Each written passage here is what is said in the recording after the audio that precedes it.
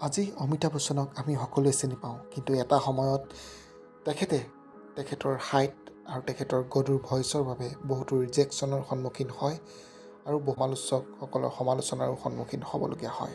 হিন্দী ছবিত প্ৰৱেশ কৰাৰ আগতে অমিতাভ বচ্চনে অল ইণ্ডিয়া ৰেডিঅ'ত ৰেডিঅ' ঘোষকৰ পদৰ বাবে অডিশ্যন দিছিল।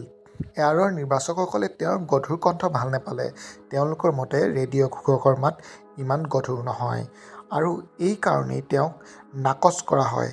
লগতে কোৱা হয় যে কিংবদন্তি ৰেডিঅ' উপস্থাপক আমিন চাহানীয়েও এবাৰ তেওঁক অডিশ্যন ল'বলৈ অস্বীকাৰ কৰে, গুৰুত্ব প্ৰদান নকৰে।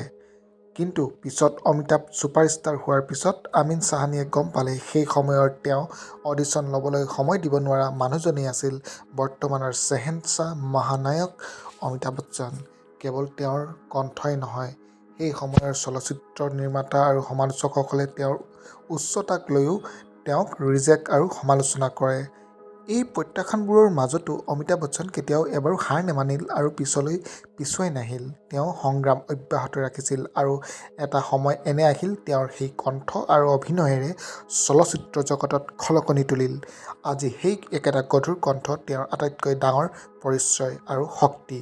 বন্ধুসকল, কৌন বনেগা কৰ'ৰপতিত তেওঁৰ কণ্ঠৰে দৰ্শকক মন্ত্ৰমুগ্ধ কৰিছে। তেওঁৰ এই সঁচা কাহিনীটোৱে প্ৰমাণ কৰে যে আপোনাৰ দুৰ্বলতা, যিটোক মানুহে অভাৱ বুলি কয়, সেই দুৰ্বলতা আপোনাৰ সৰ্বোচ্চ শক্তি হ'ব পাৰে। আপুনি পিছুৱাই নাহিব। বন্ধুসকল,